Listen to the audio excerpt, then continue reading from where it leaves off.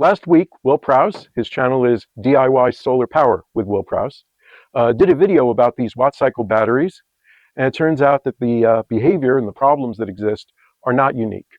And when I say problems, truth is it's really not a problem. The batteries do operate, they give you the full capacity when you use them in parallel, even if you do nothing. So I'm going to have a demo today.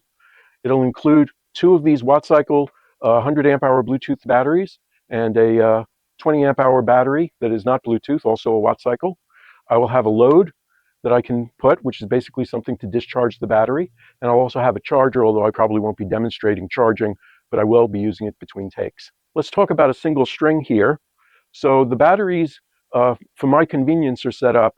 Each battery has its own circuit breaker, so I can connect it or disconnect it in parallel as I see fit, and I'll be using those quite a bit today. There's the battery, of course, and it has a BMS, and the BMS is kind of why we're here. And it also, I have a shunt, so we can monitor the current in the batteries as we're doing the demo. And I'll be doing a few different scenarios. So in the first scenario, I'm just going to have these two batteries in parallel here. We won't have the third battery, the 20 amp hour. And we'll turn them both on against a 10 amp load. And we'll see how they interact with each other. And what I'm expecting we'll see is that one of the batteries, I don't know which one, is going to pick up the full 10 amps of the load, and the other battery is going to be, as we say, lazy, and is not going to be dealing with the load. The behavior that actually happens is that that condition will hold where only one battery is discharging until the load gets to be so great or the battery gets discharged so much that the other one sees, oh, I need to wake up and help the load. And this way, all the batteries will eventually be fully discharged if you emptied the battery bank. You're not going to lose any amp hours. Here's my setup. I want to talk a little bit about the hardware just because people are curious. This is a junction box. I'm just using it as a convenient way to wire up things to each other. I've got a circuit breaker switch.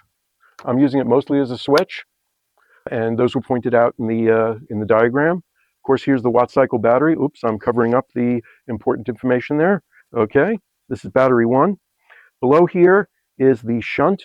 A shunt is a device that helps you measure current, and it'll be talking to the meters that we have, which I have 1 meter for each battery, so we can monitor the current as they're running and actually see what's going on. We won't have to use the Bluetooth app and take its word for it. And then here we have, this is the negative side.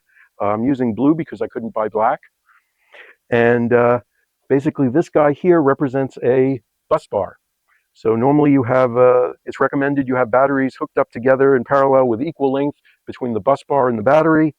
They're not equal length, but that's okay. We're not getting into that kind of discussion about current sharing today. Moving on, we have battery 2, battery 3, and this is going to be my load device. It's a very nice battery tester. It measures battery capacity, and it can dial in very precisely the amount of current you want. We won't need very precise today, but we will need some sort of current source. So this is the first demo. I have these two WattCycle Bluetooth Smart batteries, and currently nothing is connected. So first I'm going to energize these meters here that are associated with the shunts that I showed. Next I'm going to connect the batteries.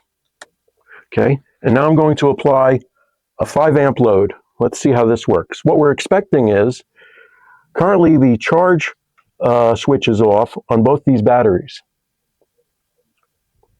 and they're light blue. So I'll turn on the load, and we see that one of the batteries has started to discharge, and it's hogging the load. So now I'm going to demonstrate how do you fix this. Now with 2 batteries, it's kind of trivial. So now that we have it going, and one of the batteries, I don't know which is which, this is battery 2, that's this puppy, and battery 1 is here. So battery 1 is lazy, battery 2 is now working, and the question is, how do we force battery 1 to pick up the load? In order for battery 1 to pick up the load, it needs to be discharged a little bit. And that won't happen when battery 2 is there with its charge switch on, dark blue. And here we have off, light blue. So that makes it a little more difficult for the battery that's off to get discharged. So what I'm going to do is I'm going to disconnect battery 2, and battery 1 will turn. Okay, here we go. And there we have it. Battery 1 is now discharging, and battery 2 has its charge turned on. So now I'm going to put battery 2 back on. Let's see what we have for current. Currently, battery 1 is pulling 4.9 amps on the app. And what does it say here? It says 5 amps, close enough. And 0 and 0. This, of course, isn't operating. Let's turn battery 2 back on. And now the current is shared. So this one is discharging. Battery 1 is at 3.1 amps, and battery 2 is at 1.9 amps. And they will even out. They don't have to be identical. And also, my wiring is not equally of equal length. So the resistance that the batteries see will be different. So we're getting roughly 3 amps from this battery and 2 amps from that battery. So if we have more than 2 batteries in parallel, let's say we have 4, we can do the same procedure. Let's say battery 1 turns on first, then we can then shut off all the other batteries. So now battery 1 is solo. Then we can bring on battery 2, and then we can disconnect battery 1, and that will force battery 2 to provide power.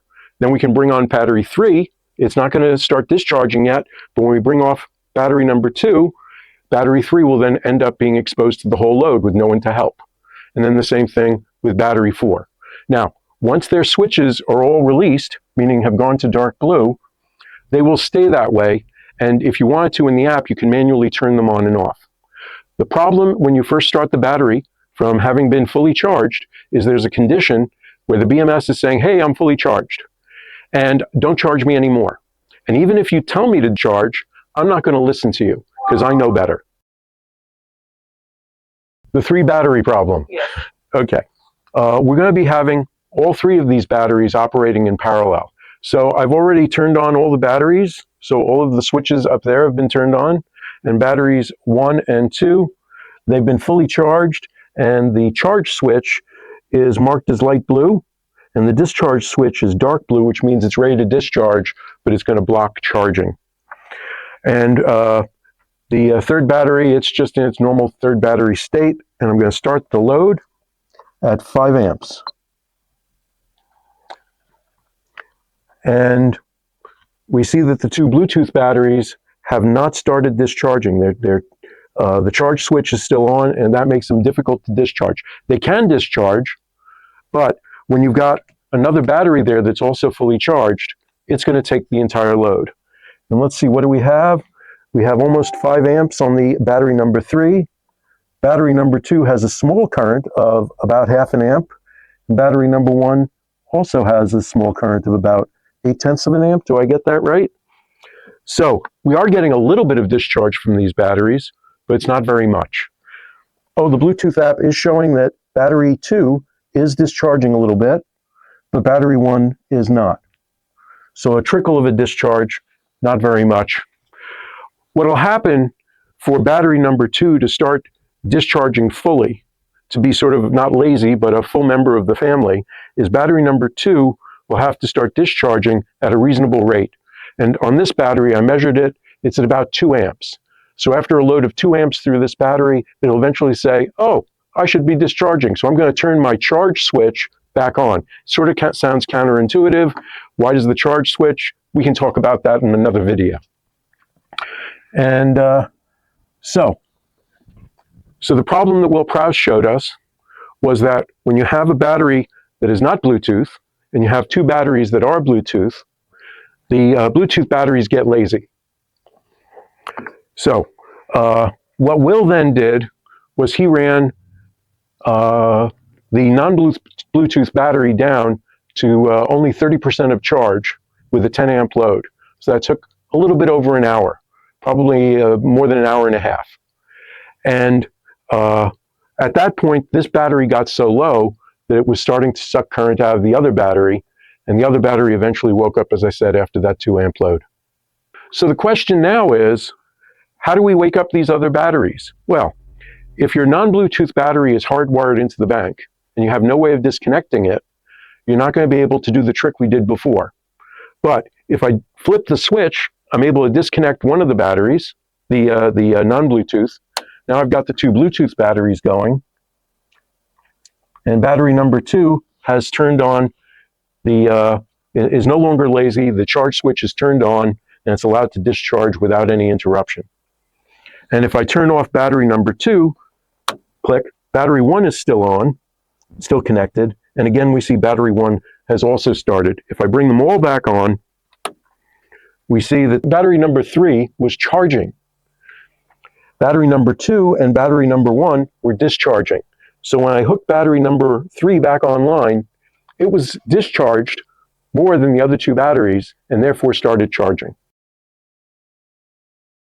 We've just finished charging up our batteries with a handy charger, and we'll move on to looking at the app. WattCycle has released in beta a upgrade to their app. It's called Parallel Mode, which makes the Bluetooth batteries operate more like non-Bluetooth batteries when operating in parallel. So I'm already logged into battery 2. So I go to this button here and I go to Settings. I scroll up, and at the very bottom, there's Parallel Mode. Tap it, and we're good. Now I'm going to do the same thing with battery 1. So I'm going to activate that, and it's done. Okay. So now we're watching both batteries again. I couldn't bring up parallel mode on this phone because I haven't upgraded to the beta version yet. We can now move to running the demo. Okay, we're set up now with batteries 2 and 3 fully charged, and battery 2 is with the charging protection enabled, and it's in parallel mode. Let's start the discharge test. 5 amps. And we're seeing that battery 3 is pulling most of the load. Some load is coming into battery 2. And there we go, we switched. So that's a behavior that we hadn't seen before. So there's parallel mode. That's it. That's it.